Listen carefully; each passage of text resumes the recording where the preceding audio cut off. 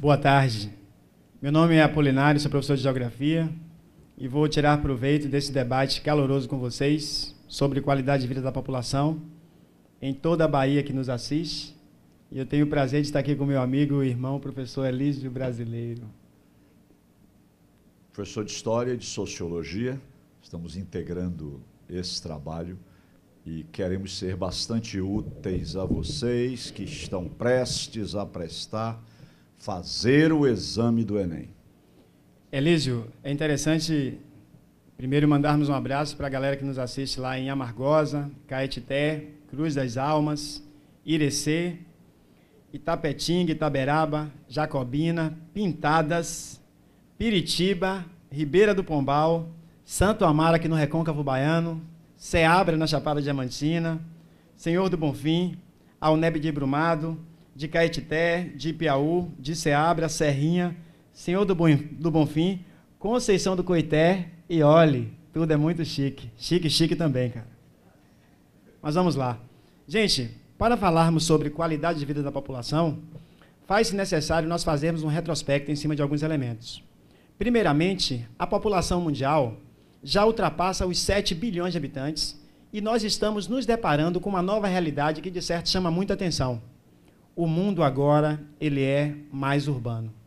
Tudo isso se inicia com a chamada Revolução Industrial, que meu amigo Elísio Brasileiro, por favor, meu irmão. É verdade.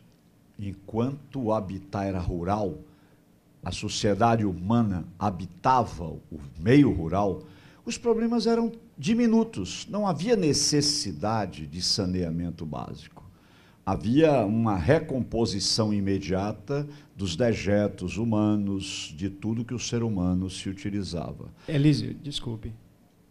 Quando o velho pinta a Revolução Industrial, ela concentra a população, ela faz surgir o fenômeno urbano, não é, Popó? E com a cidade, naturalmente, não houve planejamento urbanístico, não havia engenharia sanitária.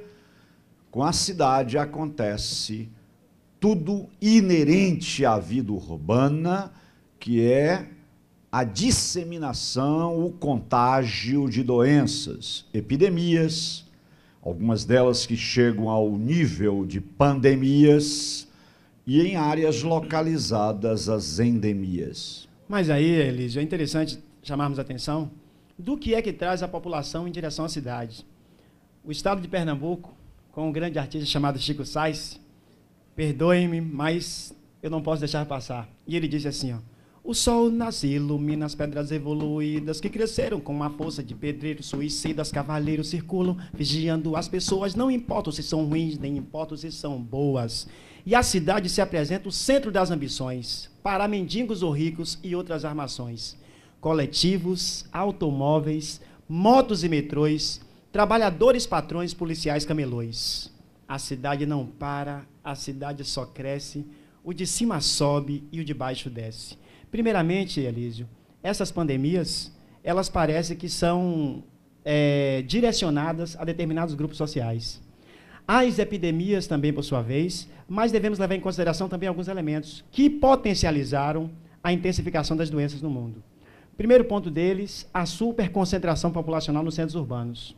Segundo, quando você traz a ideia do chamado saneamento básico, precisamos entender que saneamento básico está intimamente relacionado a sistema de esgotamento sanitário, implantação de rede de esgoto e tratamento também desses resíduos, assim como a distribuição da água perfeitamente tratada e colocada em condições de utilização.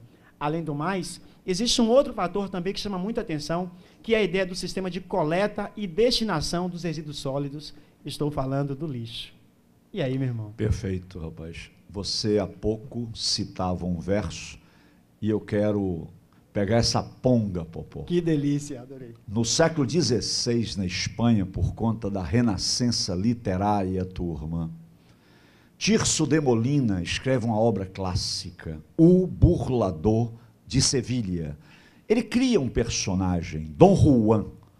Dom Juan, ele engana todos, é o burlador, o enganador. Por que ele engana? Porque no meio urbano, em razão da concentração, a interação social se faz de forma horizontal, quantitativa. Perde-se qualidade no aprofundamento do conhecimento do ser humano com outro ser humano. Então as pessoas vivem de aparência. Se eu fizer uma provocação para vocês, bota num caderninho nomes de todas as pessoas que vocês conheceram na sua vida, de jovens ainda, e que conhecem, vocês enchem o caderninho. Se eu fizer um segundo desafio, sublinhem os nomes de pessoas que vocês realmente conhecem, profundamente conhecem. Talvez você chegue a 5, 6 nomes. Quanto maior o nosso convívio social, que é resultante da vida urbana, menos nós conhecemos pessoas, menos fraternos nós somos. Cada um vive dentro de si mesmo. Popó, o poeta Tom Zé. Perfeito. Vocês nem sequer sonhavam em ser nascidos. De Irará, viu? Saudações ao povo de Irará. Sou de lá, viu, Pedro? Tem uns 40 anos, meu irmão. Tom Zé ganhou um festival em São Paulo com a música São Paulo, meu amor. Olha que verso magistral do poeta baiano Tom Zé. São Paulo, 6 milhões de habitantes. Aglomerada solidão. Naquela época, São Paulo tinha 6 milhões de habitantes. E olha como ele fechou. Aglomerada solidão. Vivemos em uma cidade, Salvador, que beira os 3 milhões de habitantes. Como centro de uma conurbação, se a gente considera a área metropolitana de Salvador, e aí os municípios vizinhos, limítrofes, têm que ser considerados, aqui circulam diariamente mais de 4 milhões de habitantes. E não tem metrô ainda. Ou seja, Elísio, uma das grandes problemáticas nos centros urbanos é a situação da chamada mobilidade urbana. Mobilidade urbana. Os limites de várias cidades, vários municípios, né, são confundidos pelo supercrescimento. A exemplo, Salvador, o limite de Salvador confunde-se com o de Lauro de Freitas. Essa é a conurbação. Juazeiro e Petrolina é conurbação. Cachoeira e São Félix também. Salvador com Simões Filho. Não, Grande Salvador. A Grande Salvador, Candeias, região metropolitana de São Paulo. a ilha de Itaparica, Perfeito. Camaçari. Imagine, você vai ter uma dificuldade. Você conhece muita gente e não conhece ninguém. E termina a questão da mobilidade, a inexistência ou praticamente não há mobilidade urbana nessa cidade. Isso exige de cada um de nós muito tempo. Para ir para a escola, para voltar da escola para casa, para ir para o trabalho, para voltar do trabalho. Quando você fecha o dia, se você computa tanto tempo que você perdeu no tráfego, você diz, puxa, eu dispendi muito mais da minha capacidade de inteligência, muito mais da minha capacidade de produção, numa coisa estúpida, que é ficar dentro de um veículo, sob calor muitas vezes, sujeito a violências. Você pergunta, será que eu tenho, vivendo numa cidade dessa, sem planejamento, sem mobilidade, será que eu tenho boa qualidade de vida? Talvez tenha, porque Zeca Pagodinho disse, Zé meningite já teve bronquite, leptospirose, crampo, sarampo, catapora, tétano e hepatite, febre amarela e conjuntivite, derrame cerebral, coqueluche e... Em cima dessa perspectiva que nós trazemos, envolve a ideia de que estar nos centros urbanos nos expõe a uma série de doenças, nos expõe a uma série de problemáticas. Essas doenças têm diversos mecanismos de veiculação. São veiculadas por elementos atmosféricos, como, por exemplo, a situação do vento, a má condição do ar quando se intensificam as chuvas. São veiculadas, por exemplo, pela própria água, já que, por exemplo, no continente africano, boa parte das doenças que atingem a população africana são de veiculação hídrica. Mas, ao mesmo tempo, enquanto ressalva importante, fala-se muito na dengue, que vamos fazer citação dentro do trabalho de uma forma mais aprofundada, mas a doença dengue não atinge tantas pessoas quanto a falta de sistema de coleta de lixo. Vocês em casa devem estar se perguntando, o que é que ele quer dizer com isso? Qual a relação de dengue com lixo? Sinceramente, nenhuma. Mas sabe qual é a situação? Eu cito a situação do lixo porque isso cria condições para a formação de ratazanas e esses ratos podem intensificar a ocorrência da chamada leptospirose. E aí nós temos, nas cidades que estão próximas às regiões litorâneas, que apresentam o relevo um tanto quanto acidentado, temos o topo do morro, a água da chuva cai, bate no topo do morro e começa a descer. Havendo vários morros, o ponto de encontro entre um morro e outro é o que nós chamamos de fundo do vale. No fundo desse vale, se a água desce, juntamente com o lixo que não tem sistema de coleta regular, esse lixo é carregado, gera entupimento dos bueiros e automaticamente a população, quando se depara com um rato surfando, pegando onda nas enxurradas, automaticamente esses ratos fazem determinadas necessidades e o contato com o humano, estamos diante da chamada leptospirose. Mas deixa eu colaborar com você, mano. Alegria. No caso, a dengue, a transmissão é o inseto. Perfeito. O rato é transmissor da peste bubônica. Vamos conversar sobre a peste negra que abalou a Europa na Baixa Idade Média, tendo vindo da Ásia Central. Mas o lixo, sim. O lixo significa o quê? Garrafas, latas, que de repente acumulam a água da chuva, a água está empoçada. Olha o habitat do mosquito transmissor da dengue, que também é o habitat do rato transmissor da peste bubônica. Sim, inexistência de engenharia sanitária. Mas olha só, para falarmos disso, mostre o slide sobre a situação da pobreza. A anatomia da pobreza. Qual o formato dela? Primeiro, miséria, miséria em cada canto, riquezas são diferentes. Em cima disto, vamos olhar para o continente africano, vamos olhar para o Nordeste brasileiro, para a região Norte, para o próprio Sudeste também, que não é aquela maravilha que passa na novela das 8. Nós temos diversos broncos, diversas malocas, diversos espaços que não têm uma infraestrutura que seja condizente com a ideia do ser humano e habitar nesses espaços. E aí a pobreza deve ser distinguida de desigualdade social. A pobreza está relacionada ao padrão de vida da população. E aí, no momento em que se tem um padrão de vida baixo, em relação à dificuldade de assistência à saúde, dificuldade de assistência à rede de saneamento, baixo nível de renda, incapacidade de aquisição de bens necessários para que se viva com o mínimo necessário a atendimento à dignidade humana, essas pessoas ficam na condição da pobreza. Já a desigualdade pressupõe uma comparação entre pessoas, umas chegando a ter alto nível de qualidade de vida e outras com baixíssimo nível de qualidade de vida, muitas vezes a miséria, a falta do alimento, do abrigo, do vestuário. Quando se diz que uma sociedade está baseada na desigualdade, a renda é mal distribuída, se diz injustiça social. Isso significa, para nós ainda um povo pobre, cujo crescimento do PIB, Produto Interno Bruto, é impressionante, estamos no 6º lugar no mundo, se comparados com as grandes economias mundiais, somos a 6ª, mas em relação à distribuição da riqueza, estamos em uma posição lastimável.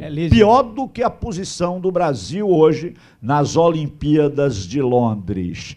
Quando se trata de desigualdade social, meu Deus, que diferença impressionante na sociedade brasileira, particularmente nordestina e baiana, entre os ricos, com seus grandes carros, seus ambientes de shopping, e pobres que vivem em favela, desassistidos, sem educação de qualidade, com uma saúde que para ser atendido se morre em fila.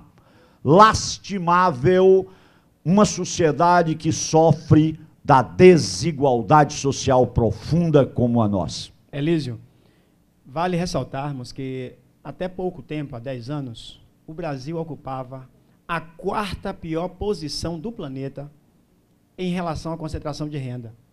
Ficava encabeçando países como a África do Sul, República Centro-Africana, Serra Leoa, e o Brasil estava lá do ladinho. Sendo que de lá para cá, nos últimos 10, 12, 15 anos, houve a sinalização para a tentativa de erradicação da pobreza.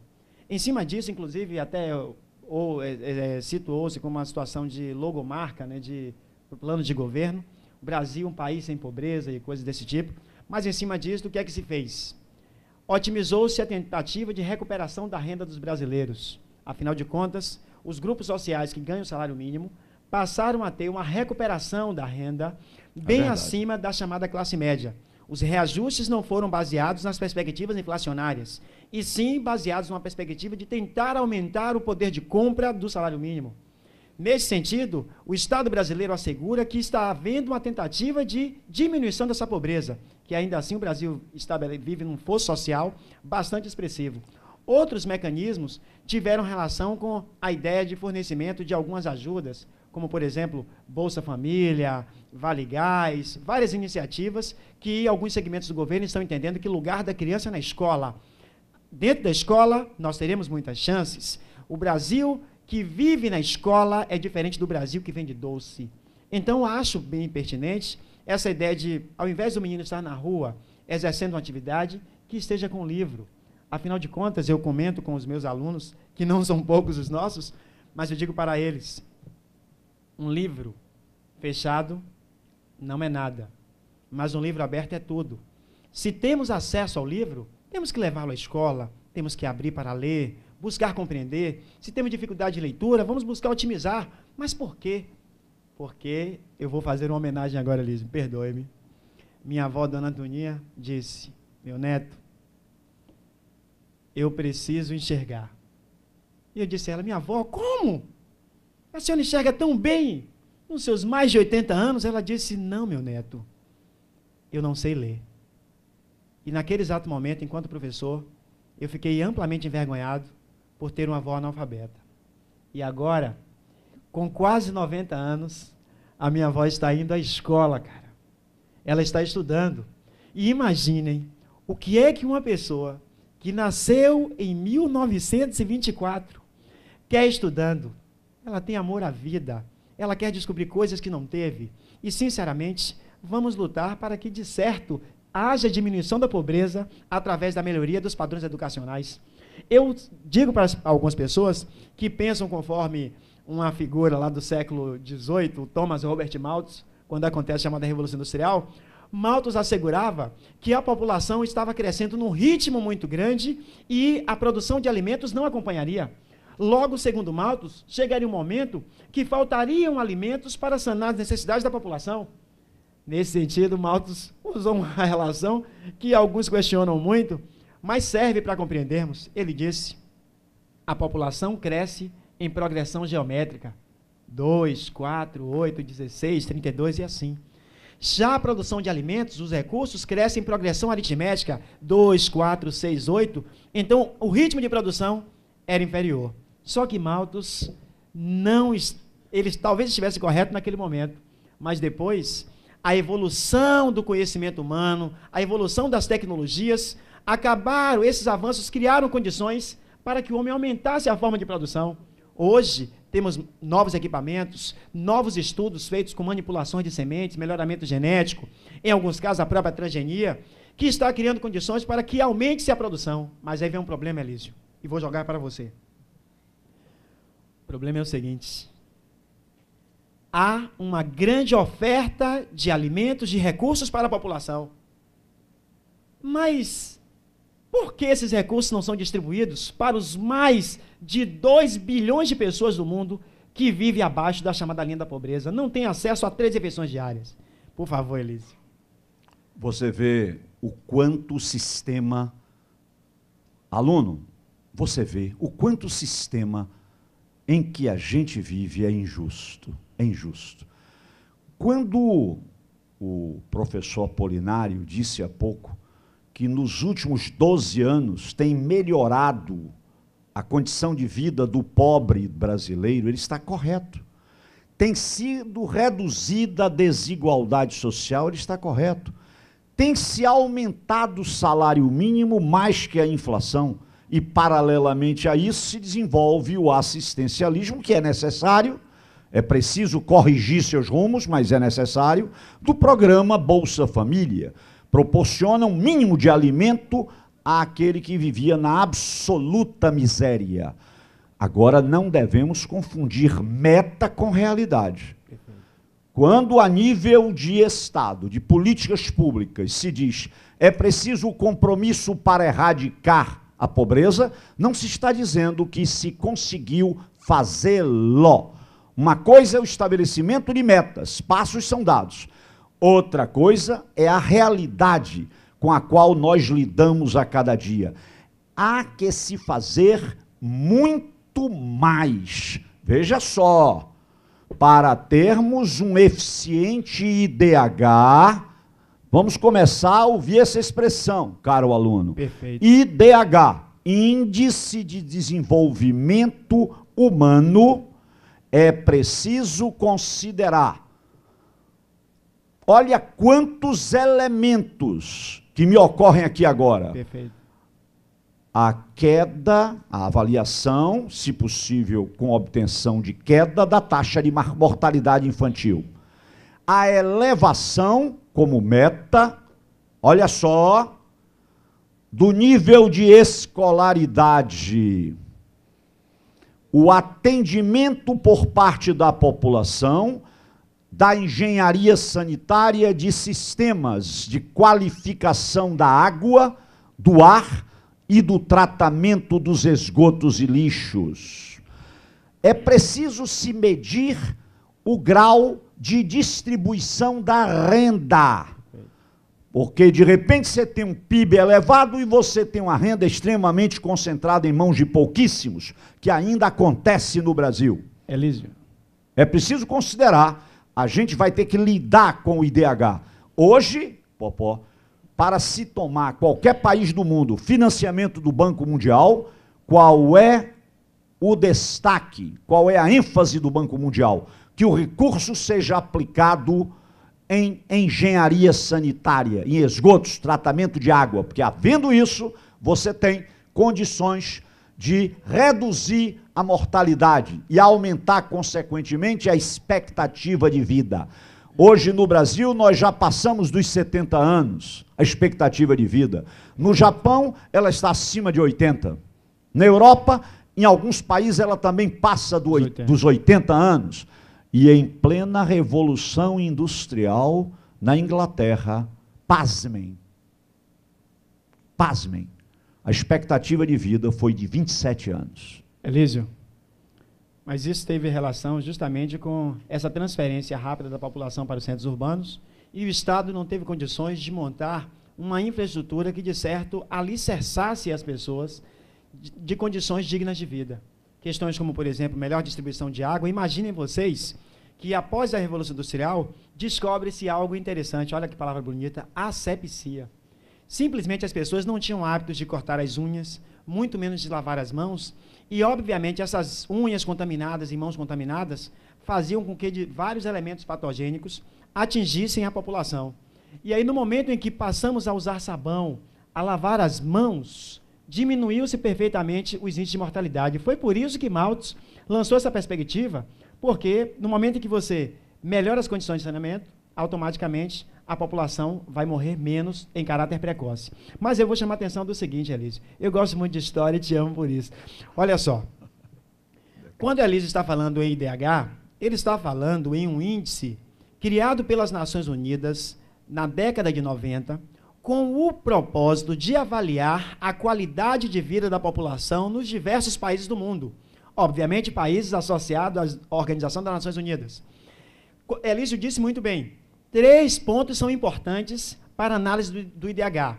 Primeiro ponto deles, a situação da saúde, envolvendo questões como saneamento, acesso à água e, obviamente, isso vai repercutir na chamada expectativa de vida. Segundo ponto importante, a renda per capita. Mas a renda per capita é uma renda média. Por exemplo, Elísio, imagine você que um operário que ganha um salário mínimo e Neymar que ganha 3 milhões.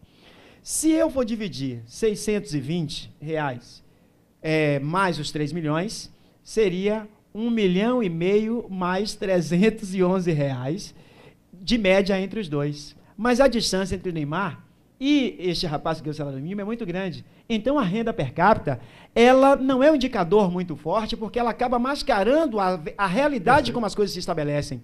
Então, de certo, vivendo em um Brasil em que pelo menos 1% dos mais ricos, Elísio, eu disse 1% dos mais ricos, concentram cerca de 50% de toda a riqueza do país, é uma situação absurda. E aí, a maior parte dos pobres brasileiros estão nas regiões norte e nordeste. Nós temos vários Brasis dentro do Brasil, porque a qualidade de vida, a expectativa de vida, as doenças que atingem a população, as condições de vida da população, não são as mesmas quando comparamos as regiões sul e sudeste, que vivem num padrão bastante razoável, e a região nordeste e norte, que vive em situação não muito bacana. Por exemplo, a expectativa de vida aqui no Nordeste é muito menor do que no Sul e Sudeste.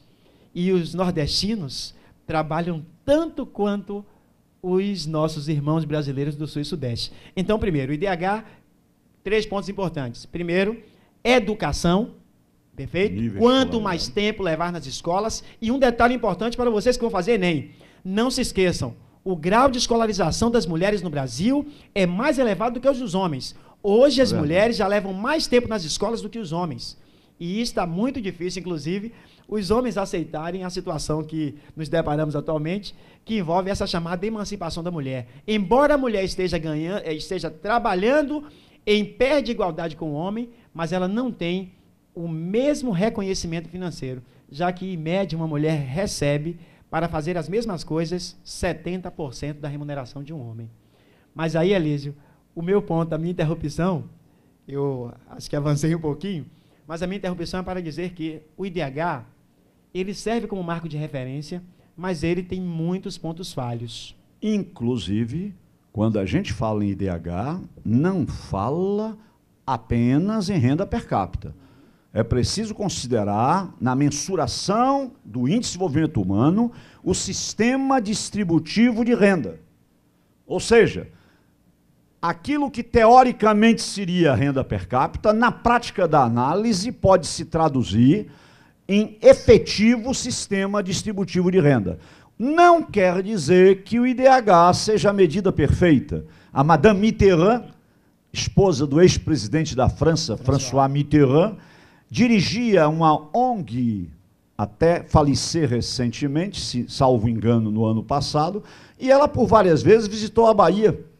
E visitou uma ilha paradisíaca no litoral da Bahia, chamada Boipeba, que pertence ao arquipélago de Cairu. Perfeito. E ali, em Boipeba, Morro de São Paulo, Boipeba, ela disse, é preciso rever os elementos que compõem o IDH. Não tem que ser medido necessariamente pela nota, pelo cifrão. De repente, um pescador que tem condição de suprir as necessidades de sua família com o peixe pescado, certamente ele tem uma qualidade de vida bem melhor do que o operário que mora num subúrbio ganhando salário mínimo e gastando 1/3 do que ganha para se deslocar de casa para o trabalho, do trabalho para casa. Então nós já podemos pensar em um IDH alternativo que nos permita reavaliar nossa qualidade de vida. O Elísio, agora, para o público que está em casa e os presentes também, saudações a todos vocês, meus queridos, vale ressaltar o seguinte, estamos vivendo na era tecnológica e há uma exigência e valorização mais expressiva dos padrões educacionais. Então, em decorrência disso, o ranqueamento do IDH serve, inclusive, para você atrair empresas ou para banir empresas fazendo investimentos. Por exemplo, na costa oeste dos Estados Unidos, existe o principal centro de produção tecnológica do mundo, chamado Vale do Silício, polarizado pela Califórnia, né, em que várias universidades estabelecem parcerias com empresas privadas e estudantes e professores fazem várias pesquisas que geram amplas inovações tecnológicas que estão conosco no dia a dia. Na área, por exemplo, de novos programas de computadores, de melhor transmissão de dados, sistema de nanotecnologia, várias companhias, como, por exemplo, prefiro chamar de Microsoft, ou a maçã, a chamada Apple, né? Apple, tudo bem. E, como é que diz, Ericsson, como muitas outras do setor de alta tecnologia. Essas empresas nunca, pelo ranking do IDH, iriam, Elísio, optar para ir, por exemplo, para o Sudão. Elas não têm como optar, por exemplo, de ir para o Haiti. E por quê? porque a quantidade de analfabetos é muito alta e eles não teriam mão de obra que fosse condizente para que fosse absorvida desses espaços. Então, o IDH é muito importante, tanto para atrair quanto para repulsar. E agora, hoje, sim. Sim, agora nós falamos há pouco níveis de escolaridade. Como melhorar esse nível quando no Brasil hoje apenas se usa 5% do produto interno bruto que se transforma em orçamento da União, apenas 5% para a educação?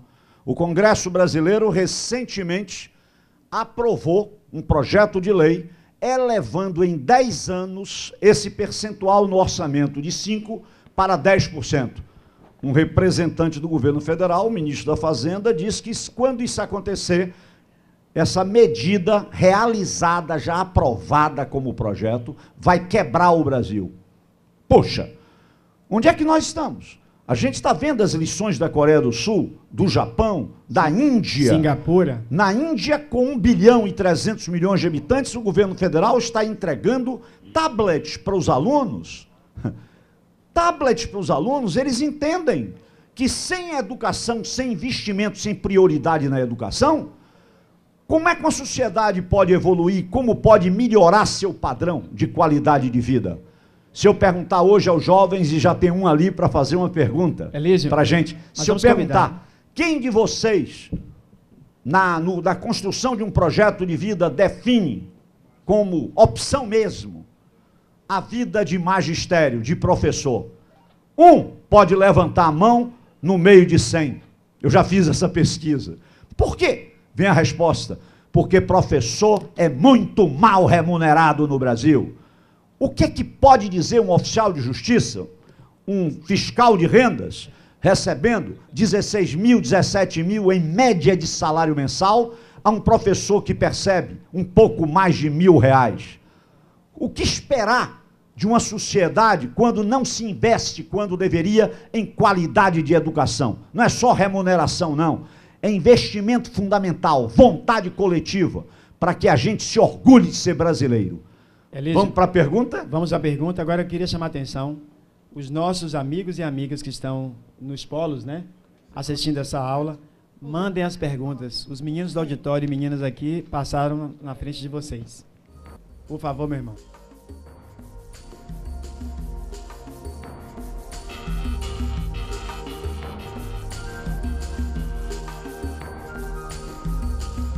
Ambos. Ambos. Nós ainda somos um país pobre. Nossa sociedade ainda é pobre. E ainda temos uma terrível desigualdade social. O sistema distributivo da renda brasileira ainda é muito injusto. A renda ainda é muito concentrada. Me dê um exemplo aqui de um banco que tenha proporcionado um lucro inferior a 3% no Brasil, nos últimos 10, 12 anos. Você não me aponta um banco. Todos os bancos são superavitários, dão lucros exorbitantes. O capitalismo financeiro está deitando e rolando no Brasil, fazendo de cada um de brasileiro, de cada um de nós brasileiros, consumidores para pagar com o futuro. Todo mundo devendo para manter a indústria nacional operando e gerando emprego. Todo mundo devendo. É o carro que você compra para pagar em 90 meses, é a casa própria que você usa 300 e tantos meses para quitar, é a geladeira. A sociedade capitalista tem feito de cada brasileiro um devedor em potencial. Ô Elísio, um instantinho só, eu vou dar uma pancadinha também. São vários Brasis, porque ocorrem desigualdades regionais e desigualdades intrarregionais. Ressalva. Aqui na região Nordeste, no estado de Alagoas, 1/4 da população do estado de Alagoas vive abaixo da renda. E sabe qual é a renda mais baixa? R$ 127,50 em média. Enquanto 25% quase da população de Alagoas recebe em média até R$ 127,50, Santa Catarina tem apenas 2% da população nesta condição. Então, por aí, nós percebemos as distâncias existentes entre as regiões e dentro dos estados, os problemas intrarregionais. Nós temos questionamentos muito fortes, primeiro porque, quando falamos em renda média, isso acaba mascarando a verdadeira realidade. Porque dá para fazer uma comparação entre os mocambos malocas, comparando-os com os condomínios de alto luxo, Alphaville, aqui em Salvador, em muitas das situações. Mas a situação é mais ou menos esta aí.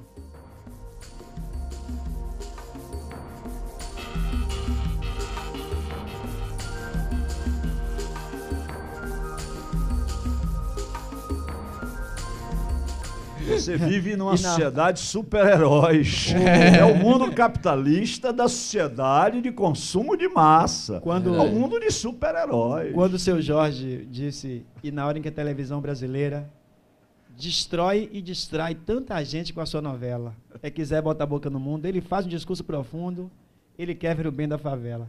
É interessante, tem um programa de televisão, que eu não sei o nome, que no começo distribuía um caminhão de prêmios. Depois substituiu por um avião. Agora são 2 aviões. E é interessante, joga-se mais nas loterias oficiais quando o prêmio é imenso. Quando se diz, não saiu o prêmio, acumulou, todo mundo quer e quer montão, quando tão pouco nos atenderia. Temos um sistema para os heróis brilharem, os heróis, e para a grande maioria ser vencida. A solidariedade humana nesse sistema desaparece, é substituída pelo materialismo individualista baseado na ambição. Meu filho, e a coisa está ficando cada vez pior. A meninada está se distraindo em joguinhos de matar para não morrer, acessa a internet, muitas vezes para dizer nada e ouvir nada de mais ninguém. E o isolamento é cada vez maior. Vou dar um exemplo prático. No Japão, atenção, no Japão, vende-se cada vez menos preservativos masculinos. E, simultaneamente, a saúde pública tem registrado no Japão um menor contágio de doenças venéreas na população. Isso intrigou o governo japonês. Como é que se usa? Se usa menos preservativos e o percentual de doenças venéreas na população japonesa está caindo assustadoramente. Sabe qual foi a resposta a essa pesquisa? O povo japonês, na onda da internet, não busca mais parceria, grande parte dele, para suas satisfações sexuais. Sacou, velho? Até onde está indo o individualismo? A população simplesmente é diante do computadorzinho e ele passou a ser seu amante e sua amante. Aí não dá para contagiar, né, velho? Lembrando dos meninos dos Titãs, quando disseram peste bubônica, câncer, pneumonia. Vamos lá? Raiva, rubéola, tuberculose e anemia. Rancor, cisticose, cachumba, difteria. Encefalite, faringite, gripe, leucemia. E o pulso ainda pulsa. E aí, quantas epidemias? Olha para aqui. Olha na tela, no telão, pandemias e epidemias. E vamos conversar também sobre as endemias. Então vamos lá. Costuma-se definir epidemia como um surto repentino de casos de uma doença infecciosa em uma população, fazendo muitas vítimas. Esta razão histórica tem relação com as péssimas condições sanitárias e higiênicas, assim como a falta de conhecimento sobre os meios de transmissão de doenças. Muitas epidemias atingiram a humanidade. E aí o que acontece? Nós poderíamos dizer que a gripe espalha-se no mundo como sendo a espécie de epidemia? Epidemia. Gripes, tuberculose, agora, epidemia. Mas agora chama a atenção do seguinte. Quando mencionamos que essas epidemias acontecem, que tem relação com as péssimas condições de vida, imaginem que estamos no século XXI, e no século XIX, muita gente morreu do mal do século, que era chamada tuberculose. E agora escutamos anunciar em várias localidades pobres de metrópoles brasileiras, como no Rio de Janeiro, como em Salvador, a existência de surtos de tuberculose que atingem a população, que inclusive já tem cura.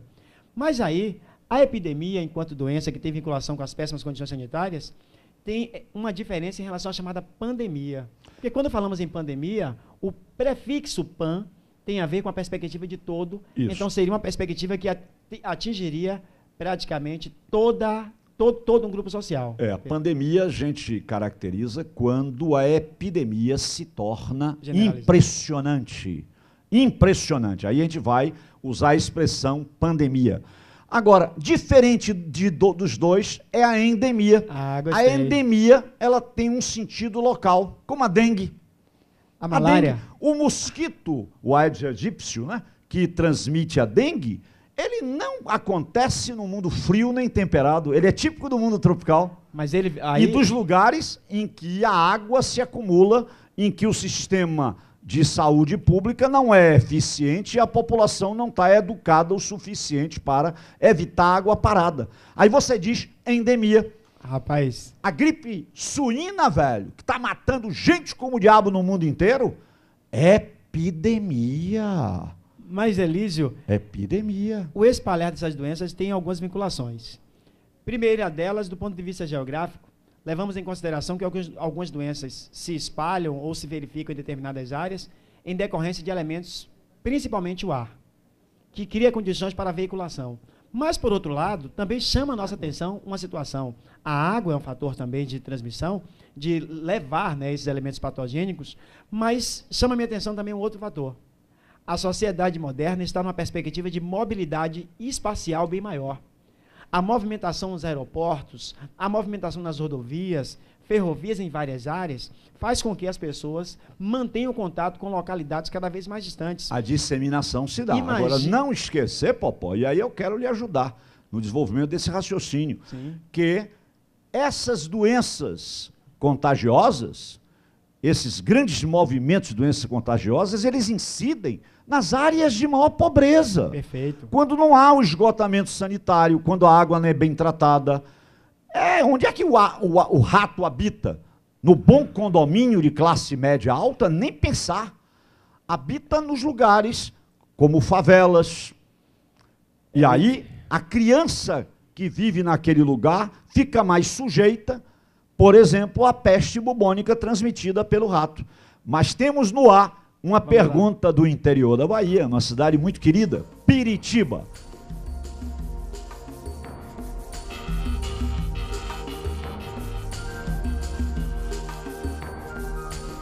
Olha só, eu não tenho essa informação, mas eu imagino que tenha vinculação com a concentração populacional.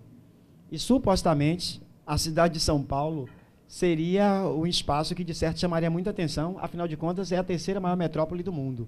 Mas, assim, do ponto de vista de Brasil, eu não sei estatisticamente qual é essa cidade que tem o maior índice de pessoas infectadas. Eu não sei nem se há registro disso. E mesmo porque várias informações são negligenciadas. Tem pessoas que só descobrem que estão com determinadas doenças já quando ela já está na sua fase de maior atividade.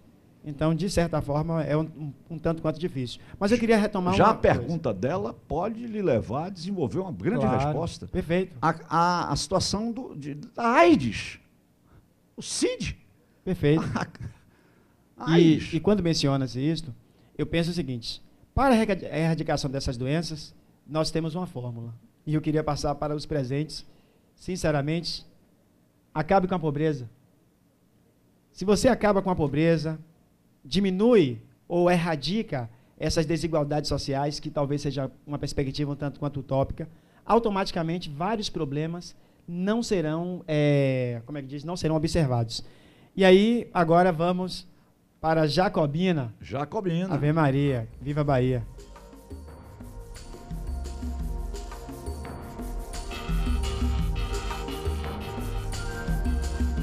A endemia, ela é localizada. Pronto. Ela não se dá em todo o mundo. Ela acontece na área em que climaticamente ela está favorecida.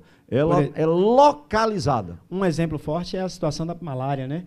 que é Isso. comum na região amazônica, área de floresta bastante densa. E na E, floresta inclusive, do Congo e perfeito, na Indonésia, no mundo equatorial. há Inclusive, muita malária. porque mecanismos criam condições para o desenvolvimento, né, como é que Mosquito diz? transmissor. Do mosquito transmissor, como, por exemplo, presença de água, numa condição bastante expressiva. E o segundo ponto é a manutenção de temperaturas elevadas ao longo de todo o tempo. Outra Inclusive, endemia é a dengue. E tem uma coisa interessante, que esses mosquitos, eles são hematófagos, e quem nos pica não é o macho, e sim a fêmea. Não é isso? É um processo interessante, porque a ideia de absorção do sangue tem como propósito o amadurecimento do óvulo. Mas vamos lá. Por favor, meu irmão, põe o próximo slide aí. Olha só. Pandemias na história. Pode-se dizer que uma pandemia ocorre quando uma epidemia se alastra mundialmente, inclusive já citamos perspectivas nesse sentido. Alguns critérios são adotados pela Organização Mundial de Saúde para citar a ideia da pandemia, como, por exemplo, o surgimento de uma nova doença em determinada população, a capacidade de o agente infectar seres humanos e a disseminação rápida e fácil da doença entre os seres humanos. Um exemplo interessante foi a situação da própria influenza, né? A questão da gripe, que asseguram, a Organização das Nações Unidas entende que é a doença que deve mais matar a humanidade, e eles não fazem estatísticas muito precisas diariamente, é a gripe. É a gripe, porque ela passa por vários estágios de gravidade e se dissemina com uma propriedade, primeiro porque gera inflamação nas vias respiratórias, primeiro a questão da tosse, a comprometimento do aparelho pulmonar, e ela é facilmente transmitida por uma figura que são os vírus, que passam por uma perspectiva de metamorfose bastante intensa, né? A todo instante ele está sempre se modificando. Mas você, meu colega, me disse há pouco a todos nós que o século XIX foi marcado por uma alta taxa de mortalidade de tuberculose. Sim. Vocês veem como a quimioterapia, a engenharia sanitária e a medicina evoluindo tem proporcionado ao ser humano uma maior expectativa de vida. Nós somos gratíssimos à penicilina. Quando o ser humano cria a penicilina, ele proporciona meios de combate à tuberculose. Mas hoje ainda tem gente morrendo de tuberculose. Investigue-se que você vai ver. A alimentação não é apropriada, talvez seja, inclusive, bastante incompleta. A falta de um acompanhamento médico por parte do paciente, quando descobre aquilo que poderia ter sido uma simples gripe e que poderia ter evoluído para uma bronquite. Se não houve um bom acompanhamento, se não se fez o raio-x do pulmão, por exemplo, e uma medicação apropriada, termina degenerando na tuberculose. E tem gente que hoje ainda morre de tuberculose. E, Alísio, mas há uma relação que se estabelece, é que uma das queixas feitas é que muitos dos pacientes interrompem o tratamento antes de cumprir todas as etapas estabelecidas pelos médicos. Então, eles começam, percebem uma certa melhora, e aí vem abandono. Agora tem um convite. A Bahia nos procura. Agora IRC está conosco, Alísio. Opa! Que bacana.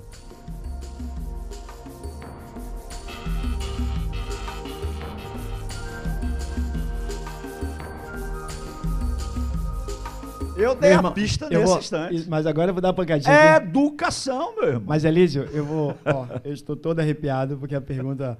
Mas olha só. Primeiro ponto fundamental para a melhoria da questão do nosso índice de desenvolvimento humano. Situação é entender que educação requer investimento e não gastos. Que saúde requer investimento e não gastos. O Ministério da Saúde passou uma estatística, e parece que deveriam aplicar, que assegura o seguinte ponto. Cada R$1 investido em saneamento básico, economiza-se R$5 em gastos com internações e tratamentos, por doenças que poderiam ter sido evitadas. De certa forma, o interessante seria que nós trabalhássemos em cima da prevenção e não da perspectiva da cura. Porque se você prevenir, você não tem o que curar. A nossa medicina ela é curativa. Então, nós esperamos primeiro que a casa caia para depois imaginarmos que talvez fosse interessante tomarmos outros cuidados. E, em cima disso, melhorar nosso IDH, os pontos são fundamentais.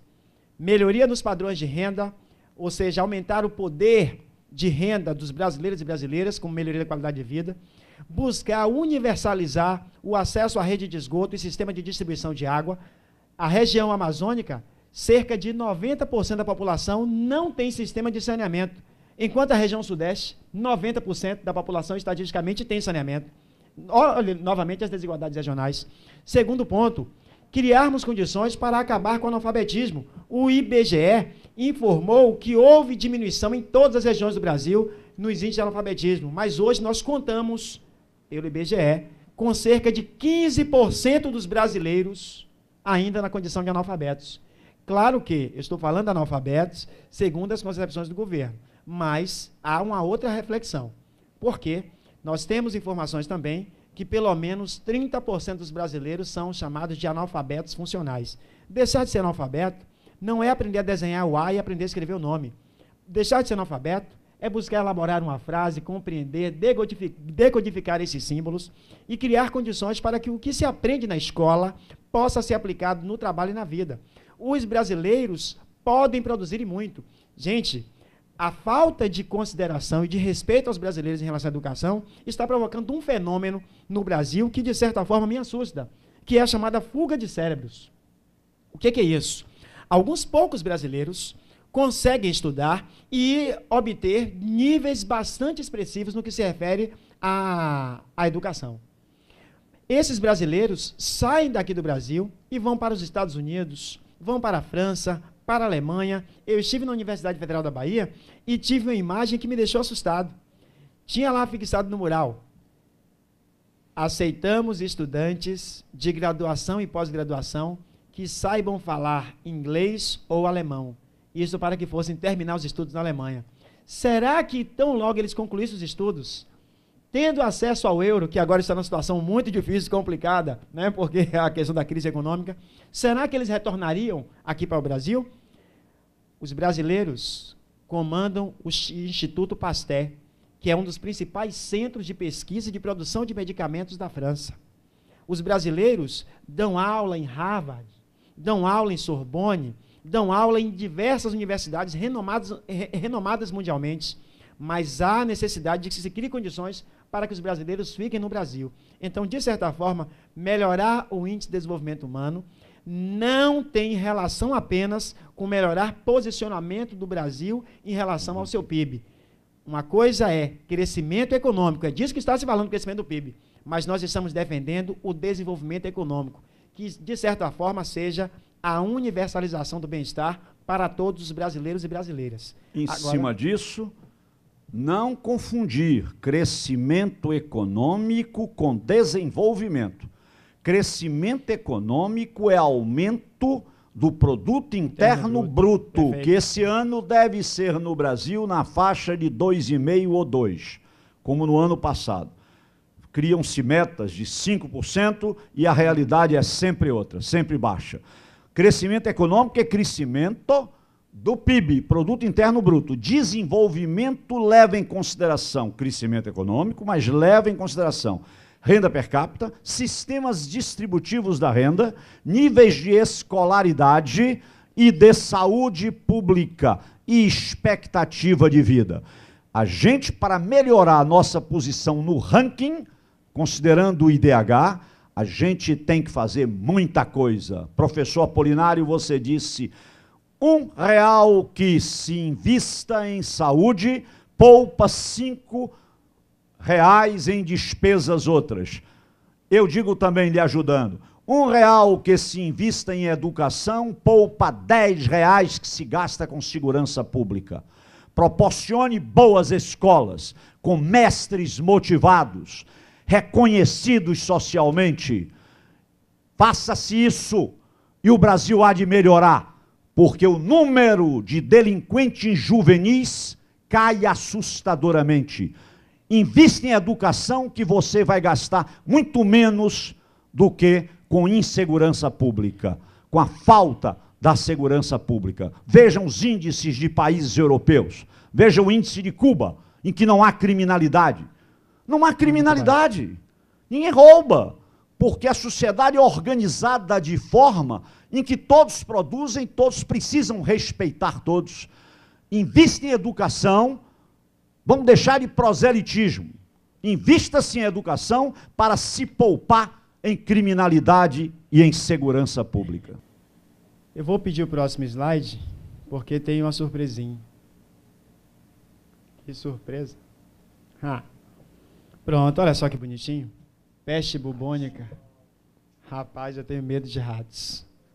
Muito, cara. Até do Mickey, cara. Desculpe, mas por favor. Também conhecida como peste negra, manda lá, Elísio, é decorrência das manchas escuras que surgiam nos indivíduos infectados. A peste bubônica foi uma das maiores pandemias já vivenciadas pela humanidade, com altos níveis de mortandade. Obviamente, assegura-se na condição de pandemia, mas a peste bubônica esteve mais vinculada ao continente europeu. Tudo bem? Mais ou menos. Porque os navios... não, mas a peste bubônica, ela vem da Mongólia, Ásia Central, no século XIV para a Europa. Século XIII, início do século XIV, a peste bubônica chega à Europa, transmitida pelos ratos. Vem da Ásia Central para a Europa. E é o momento em que o europeu está fazendo nascer suas cidades, em que ele não tem engenharia sanitária, que ele não tem esgoto, que não tem água tratada, ambiente favorável ao desenvolvimento dos ratos.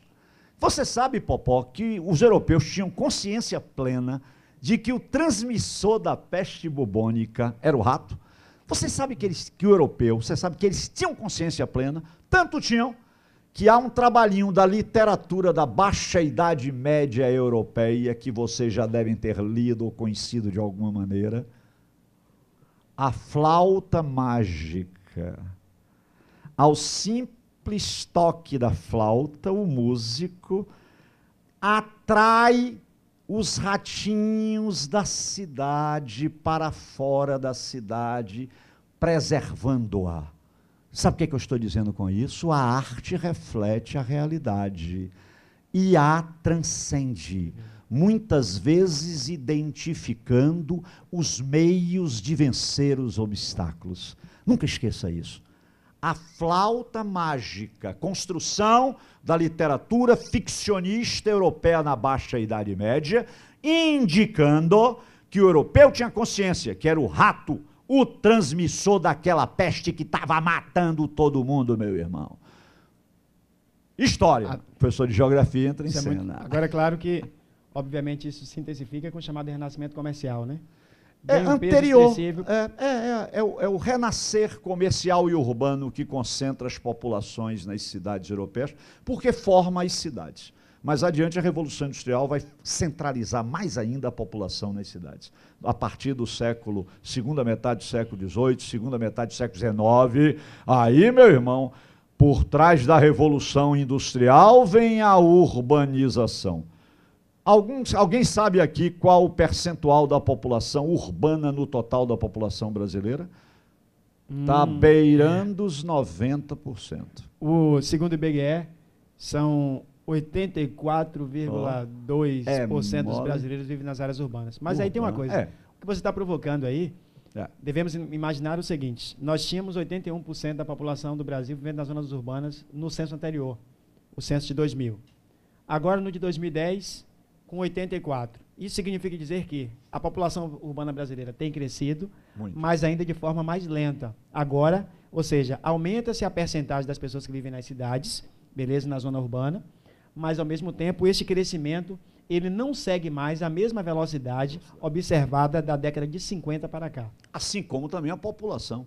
Popó não era nem nascido, eu ensinava também geografia nas escolas aqui de Salvador e fazendo palestras no interior.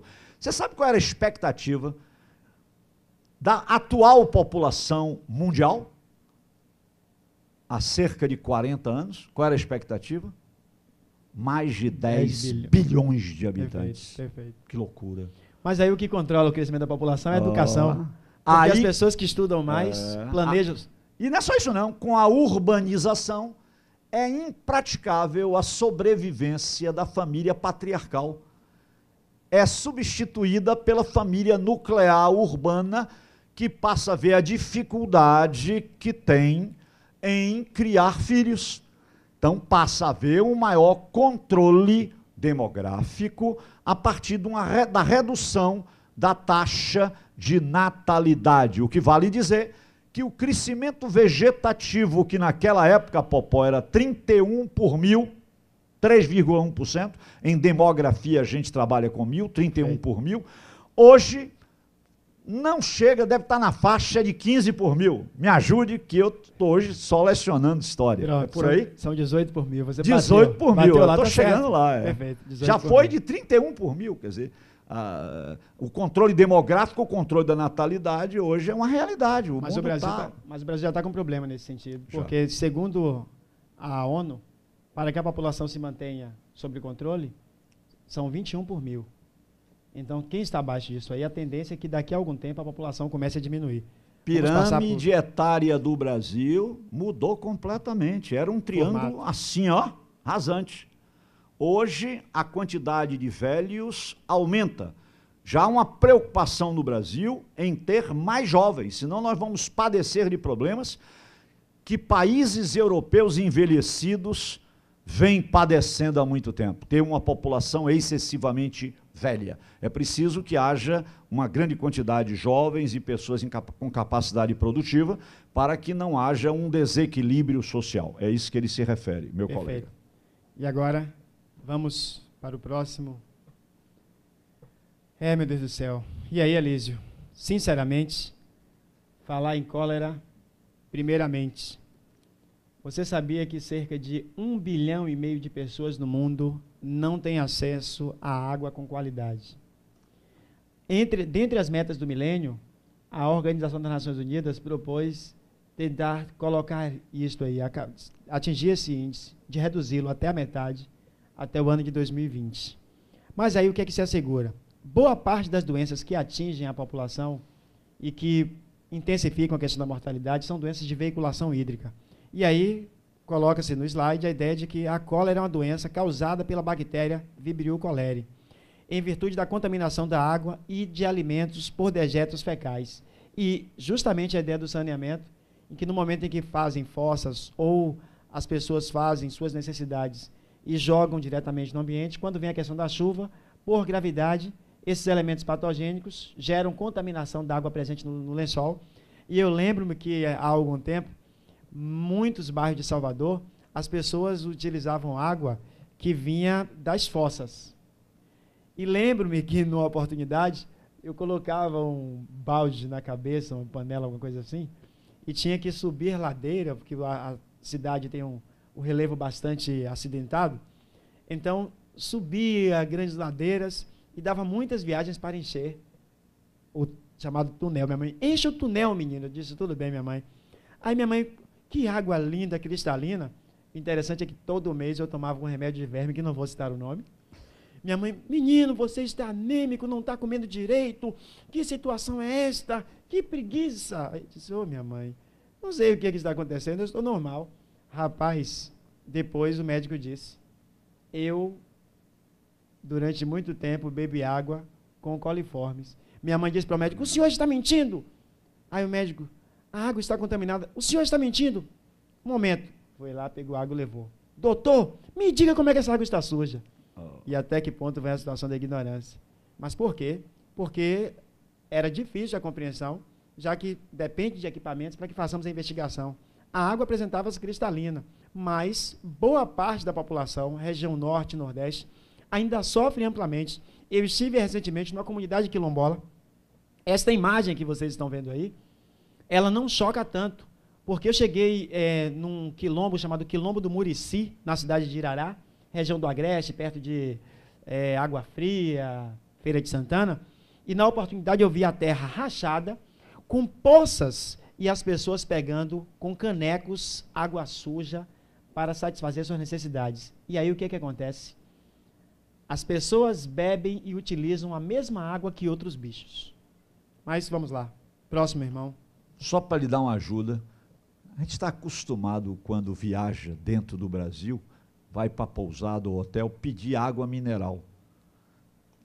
Em países desenvolvidos, não faça isso. A água que você pode beber no hotel, na pousada, ela sai da torneira.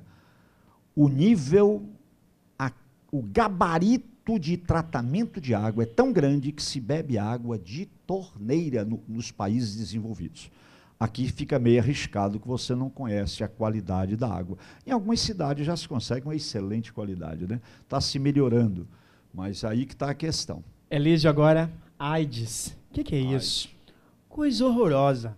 Primeiro, nós temos um sistema imunológico que, da década de 80 para cá, vem a difusão do aparecimento do vírus, né, o vírus da AIDS, da chamada síndrome da imunodeficiência adquirida. Esta AIDS, ela fragiliza o sistema imunológico e cria condições para que outras doenças oportunistas atinjam o indivíduo e, de certa forma, ele vai morrer por uma série de outras motivações. Hoje, falar em AIDS remete a imaginarmos que o Brasil está dando uma atenção, primeiramente os cientistas brasileiros, investindo exaustivamente em pesquisas. Segundo, a diplomacia brasileira inovou há cerca de 5 anos aproximadamente, quando na oportunidade nós importávamos e gastávamos bilhões de dólares por ano com o tratamento de pessoas infectadas com vírus HIV. E naquela oportunidade, esses gastos eram muito intensos, só que aí um político olhou na nossa Constituição e disse lá que o Brasil poderia desrespeitar determinadas leis internacionais em caso de situações extremas. E quando foi olhar, o Brasil entendeu que o problema da AIDS atingia a população com uma propriedade tamanha, e na oportunidade, quando percebeu isso, ele disse, olha, vou quebrar a chamada lei de patentes. E quando falamos em lei de patentes, existe uma medicação, tem um princípio ativo, um laboratório registra e tem o direito de utilização daquela marca. Se alguém quiser produzir a droga, especificamente, tem que pedir autorização. O Brasil brigou em fóruns internacionais e nós conseguimos quebrar a lei de patentes e hoje, nenhum país do mundo consegue conter o avanço, a degeneração provocada pelo vírus HIV no organismo com maior propriedade do que os tratamentos feitos no Brasil. Até ampliamos essa perspectiva para o continente africano, que cito para vocês, a relação da África com o Brasil, que chama muitíssima atenção, a chamada África subsaariana, está ao sul do deserto do Saara, tem maior contingente de analfabetos, tem pessoas que acreditam em perspectivas animistas, que dizem que a AIDS, inclusive, não existe, que diz que tem relação com algumas manifestações espirituais, e aí não dar a devida atenção. Pois bem, 70% dos infectados com o vírus da AIDS no mundo encontram-se no continente africano. E no continente africano, eles não escolhem se crianças, se jovens, se adultos e ou idosos. E, inclusive, na oportunidade, a África do Sul é o país industrialmente mais rico do continente africano, e a África do Sul passou por uma situação de evidência que foi a Copa do Mundo, e eu comentei com alguns amigos que disseram que iriam à África do Sul, e disse, olha, vá, mas por favor mantenha muito cuidado, tanto os rapazes quanto as garotas, porque o número de casos de estupros são muito intensos e veiculou-se ainda nas redes sociais a ideia de que para curar a AIDS, bastava violentar sexualmente uma virgem e depois fazer alguns movimentos que a doença iria desaparecer. E aí, nos dias de hoje, os avanços nas informações têm contribuído para que haja até uma contenção da doença e, quem sabe, chegarmos à solução. E aí, Elito?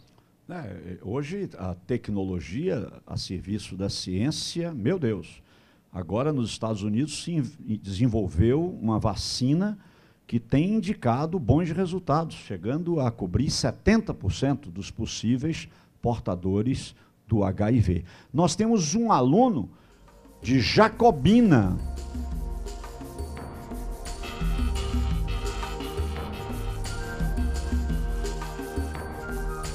Olha só, tem a questão de uma metáforazinha, que um cidadão chamado José de Castro, filósofo, nos representou nas Nações Unidas, foi citado por Chico Sainz, Nação Zumbi, e na oportunidade, José de Castro foi citado como referência a partir de um livro chamado A Geografia da Fome, que dizia em um dos seus trechos, que metade da humanidade passa fome e a outra não dorme com medo da que não come.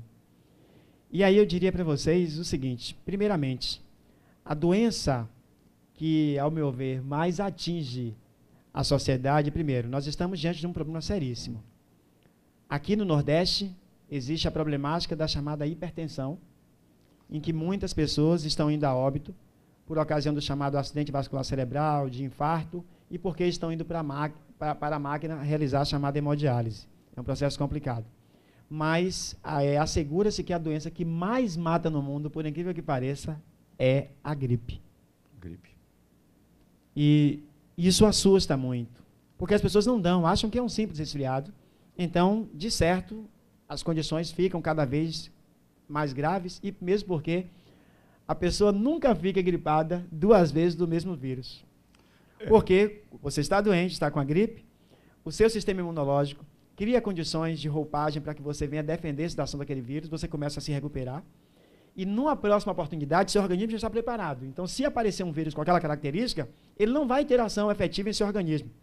Mas aí vem algumas fragilizações. Às vezes, a oscilação de temperatura, ambientes frios, ambientes quentes, inalação de ar plenamente poluído, e aí os vírus espalham-se com uma ampla propriedade. No Brasil, diabetes está se identificando em grande, largo crescimento, diabetes. Câncer continua, né, matando Perfeito. No mundo inteiro câncer, e a hipertensão que leva necessariamente a infarto, a derrame. Principalmente por conta da nossa dieta, né, muito calórica, ingestão exaustiva de gorduras. E agora eu vou dizer para a rapaziada de casa e para os que estão aqui: não pensem vocês que a hipertensão só se dá nos alimentos salgados, porque os alimentos doces também têm. Basta olhar lá o teor de sódio.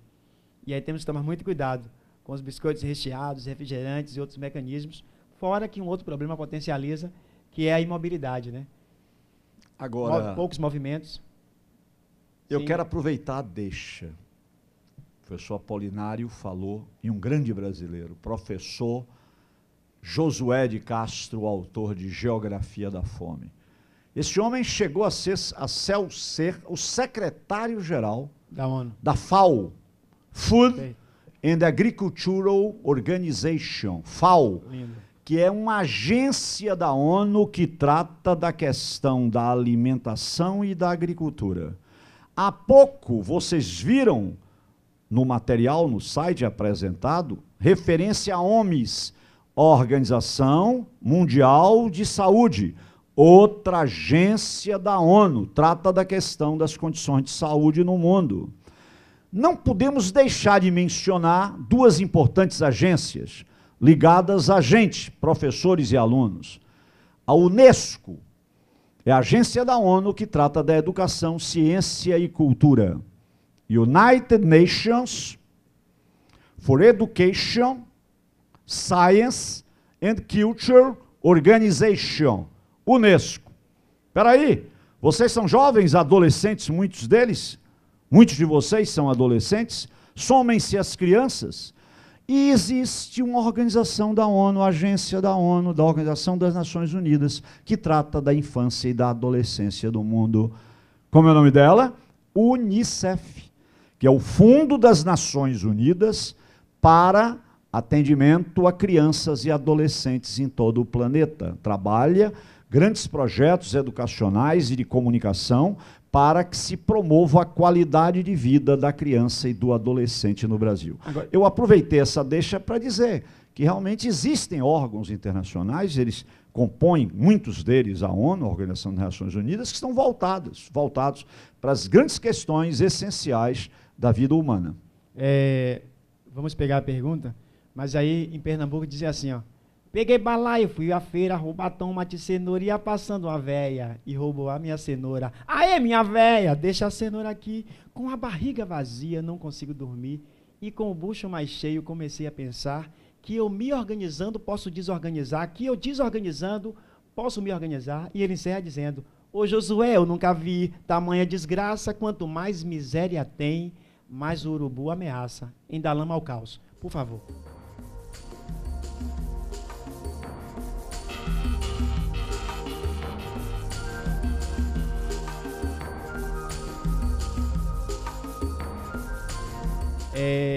A ideia das vacinas são importantes porque elas conseguem estabelecer uma linha de blindagem.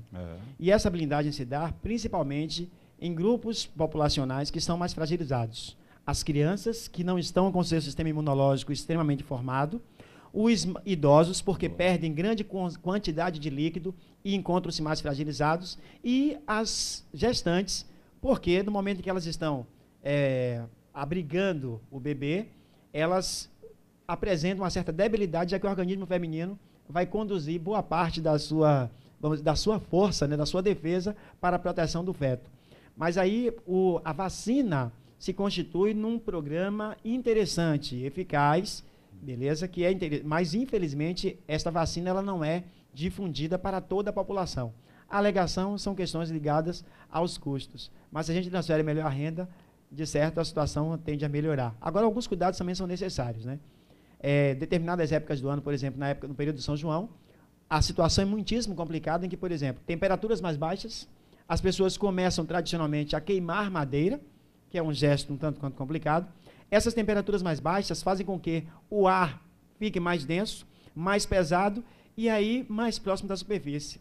Nós andamos na parte baixa da atmosfera, chamada de troposfera.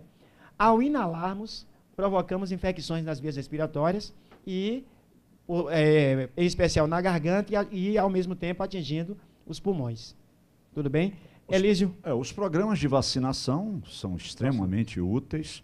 E ai da gente se eles não existissem. Né? Além dos outros programas, né, de medicina preventiva, programa de saúde da família, né, que estabelece um mecanismo de acompanhamento. Agora, a situação da dengue, que tanto espaço ganha. Dizer que a dengue ela teve sua origem associada ao continente africano. Inclusive, o nome do mosquito, Elísio, me diz aí, meu irmão. É do Egito, né? O Aedes aegypti. Olha, e o nome já diz, é do Egito. Vem do continente africano, atinge o Brasil, mas a dengue começa a difundir-se com maior propriedade por um problema. A inexistência de coleta sistemática de lixo, a existência de vasilhames que criam condições favoráveis ao desenvolvimento do mosquito, à reprodução do mosquito. E aí, de certa forma, não são todos os mosquitos, inclusive, Elísio, perdoe-me, sua blusa muito bonita, mas o mosquito da dengue, ele apresenta listras também assim, na blusa. Mas tudo bem. Mas, desculpe, me perdoe. Oh, meu Deus, mas tudo bem. Aí o que acontece? Nós poderíamos tentar combater a situação da dengue com o estímulo, né, a políticas de difundir sistema de coleta de lixo e dando algumas orientações para a população. Mas eu insisto em dizer que a dengue, como a tuberculose, a gripe e outras mazelas, são doenças da pobreza. Passe para o próximo, por favor. Aí está ela. As pandemias da história, tuberculose, tipo de doença infecciosa causada pela bactéria Mycobacterium tuberculosis, ou bacilo de Koch. A contaminação ocorre pela inalação do ar. Os micro-organismos se disseminam pelo corpo do indivíduo e atacam sobretudo os pulmões. A tuberculose é uma doença infecciosa causada pela bactéria Mycobacterium. O que acontece? Ela pode ser passada de pessoa para pessoa no contato, seja um ônibus cheio, às vezes a questão da tosse, a pessoa que está tossindo, colocando a mão no rosto, na boca e não lava as mãos. Então é bem interessante quem tem a oportunidade, está sempre usando aquele álcool gel, né? Lavando sempre as mãos com água e sabão, enxugando, para reduzir essas possibilidades. Mas, obviamente, se temos uma alimentação também bacana, automaticamente nós seremos até mais fortes à ação de determinados vírus. É por isso que a gente pode dizer que tantos e tantos brasileiros, como vocês veem aí no vídeo, já contraíram, estão infectados pelo vírus da tuberculose. No entanto, não são tantos assim, não chega a ser assustador o número dos que contraem a doença. Elísio, eu queria fazer uma dica para as pessoas que estão aqui e as que estão em casa, nas mais diversas cidades. Tem um filme chamado Jardineiro Fiel. Quem não assistiu, por favor, gente. A África é assunto muito cobrado e esta temática traz à tona uma série de reflexões. Dentre elas, no filme Jardineiro Fiel, membros de laboratórios europeus usam africanos como se fossem ratos camundongos na tentativa de estabelecer o experimento das drogas. As reações adversas levam à morte, à degeneração do indivíduo, mas pouca atenção se dá. E recentemente fizeram a divulgação que nos Estados Unidos estavam usando pessoas portadoras de deficiências mentais para que essas pessoas servissem como cobaias para testes de alguns tipos de drogas. Próximo, por favor, meu irmão. Aí, meu querido. A gripe, nós citamos o processo. Doença infecciosa causada mais comumente pelo vírus influenza. E aí dissemos aqui e ratificamos que é a doença que mais mata no mundo. Assegura-se que pelo menos 30% da humanidade está contaminada pelo vírus influenza. E gripe é coisa séria, temos que cuidar com o máximo de propriedade. Secreções nasais, saliva, é preciso sempre se lavar a mão, levar em consideração a necessidade de higiene do corpo, da roupa que se usa e, acima de tudo, desenvolver a resistência imunológica. Porque o vírus está aí no ar. Se você tem uma alimentação saudável, se você tem uma assistência médica quando é portador de alguma doença e você complementa sua capacidade imunológica, você resiste com maior facilidade ao vírus da gripe. E olha que a gripe espanhola já vitimou muita gente. Hoje a que mata mais no mundo é a gripe suína. Vocês estão acompanhando pelos noticiários, é uma verdadeira pandemia a gripe suína. Não é verdade? Em meados de março de 2009, ocorreram, portanto, só tem 3 anos, os primeiros casos da gripe suína no México. Descobriu-se que a doença é causada pelo vírus influenza A, subtipo H1N1, uma nova variante de gripe suína. Atualmente, costuma-se chamar o surto dessa doença de pandemia de gripe 2009. Os principais sintomas desse tipo de gripe são febre repentina, tosse, dor de cabeça, irritação nos olhos, dores musculares, dentre outros. Agora, em alguns países chegaram a ponto de fecharem os aeroportos à entrada de pessoas que vinham de países que estavam em situação de observação quanto à existência do vírus da gripe suína. Olha aí, pandemia, alcançou o mundo inteiro. Não é Perfeito. uma endemia, não, como o dengue. Endemia localizada é uma pandemia, uma epidemia que alcançou o mundo inteiro. Proporções inimagináveis. Minha gente, nós estamos trabalhando até agora, conversando, dialogando, brincando, procurando auxiliar vocês. Agora ninguém se engane, não.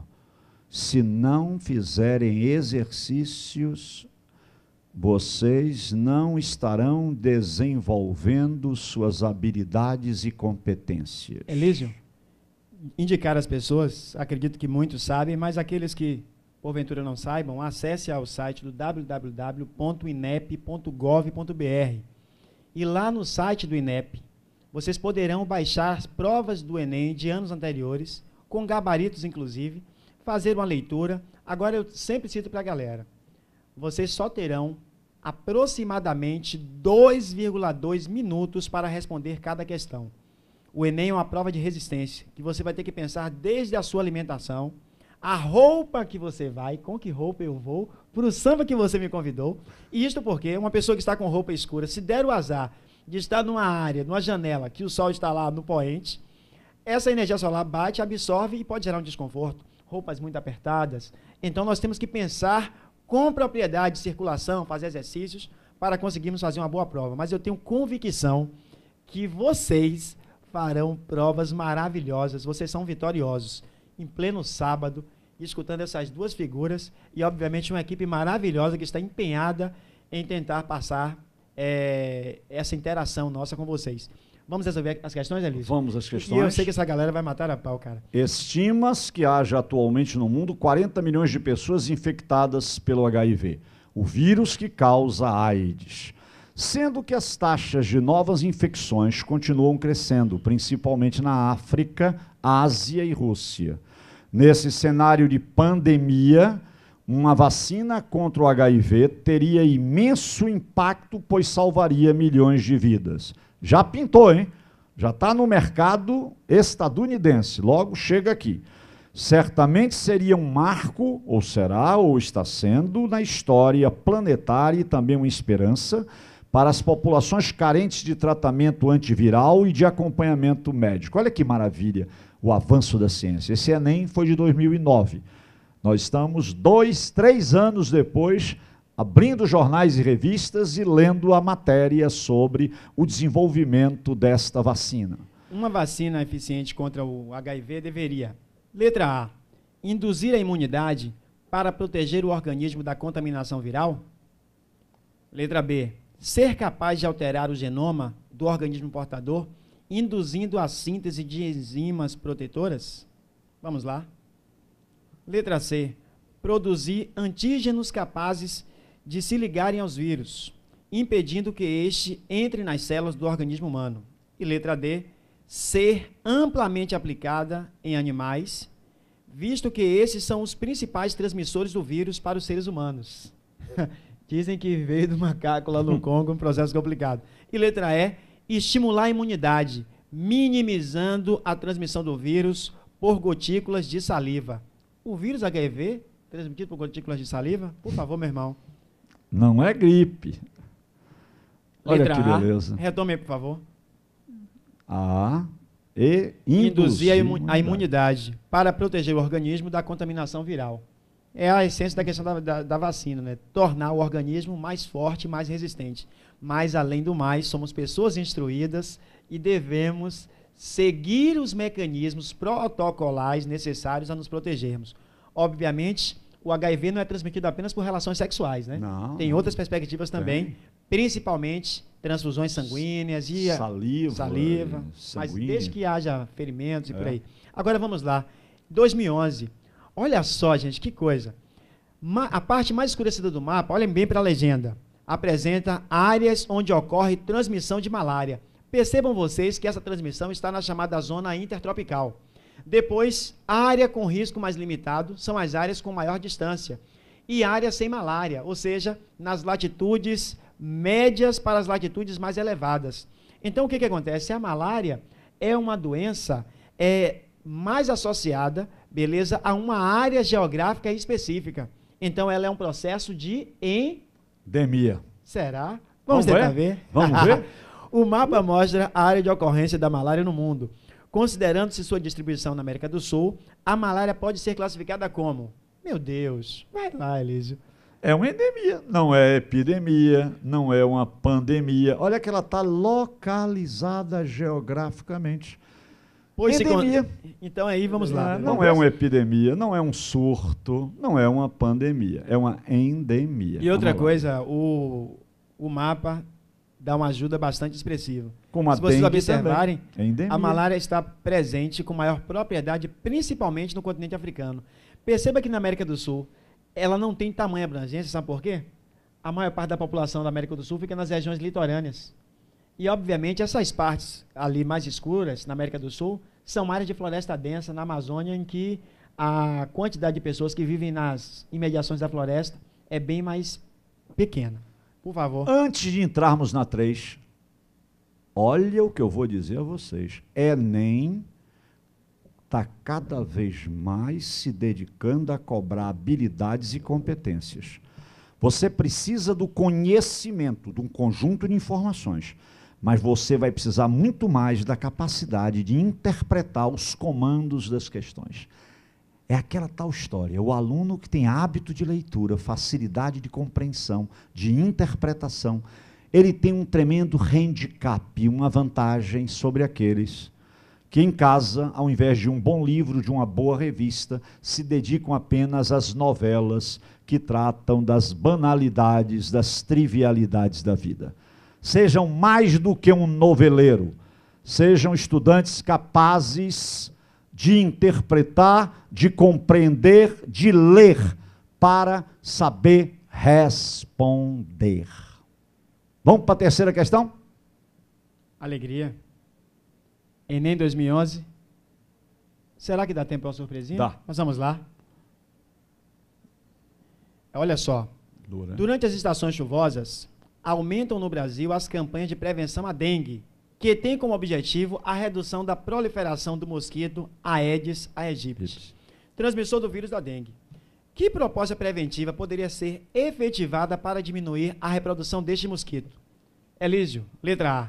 Colocação de telas nas portas e janelas, pois um mosquito necessita de ambientes cobertos e fechados para a sua reprodução. Vem cá, se eu colocar tela em tudo quanto é janela de minha casa ou de porta, eu vou impedir que o vírus esteja na varanda ou no cantinho do lado e entre no momento que alguém abrir a porta ou a janela? Vamos para B. Raciocínio. Substituição das casas de barro por casas de alvenaria. Haja vista que o mosquito se reproduz na parede das casas de barro. Está falando do barbeiro? Está falando do barbeiro que proporciona o quê? A doença de Chagas. Uau. Tem nada a ver com dengue. Letra C. Remoção dos recipientes que possam acumular água, porque as larvas do mosquito se desenvolvem nesse meio. É mais fácil você fazer isso do que ficar procurando matar mosquito que tenha listas como a minha camisa. Letra D.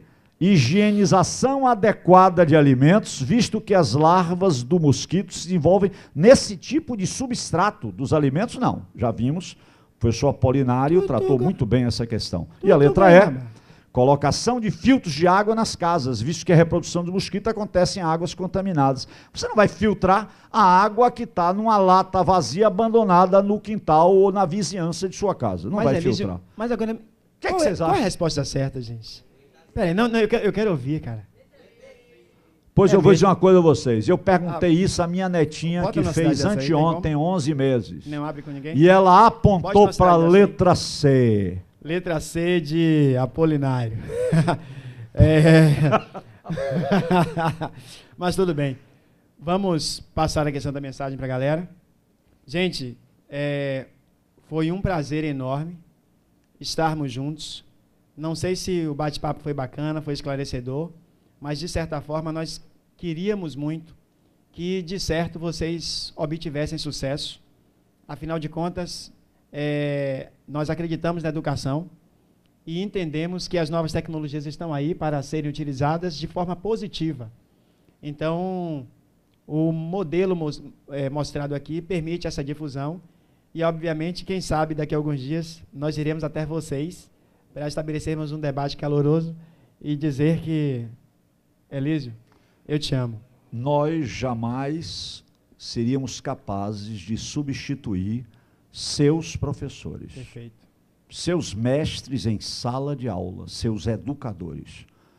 São eles os grandes responsáveis pela sua formação. Seus queridos professores, nossos colegas. Nosso papel aqui é apenas de contribuir, ajudando vocês em razão da proximidade da prova do Enem. Dando, portanto, um aporte, jamais substituição de nossos colegas. Uma saudação para os nossos colegas, todos eles. Aos professores. Parabéns. E olha, não se constrói o Brasil sem os professores. O Brasil só é Brasil com a gente. E sem professores bem remunerados e bem tratados. Que os professores recebam cada vez mais e tem que receber mesmo. E o movimento tem que ser crescente para que esse Brasil um dia fique entre as nações mais qualificadas do mundo, mais desenvolvidas. Boa tarde para vocês, também foi um prazer muito grande meu. Está na hora de dizer tchau.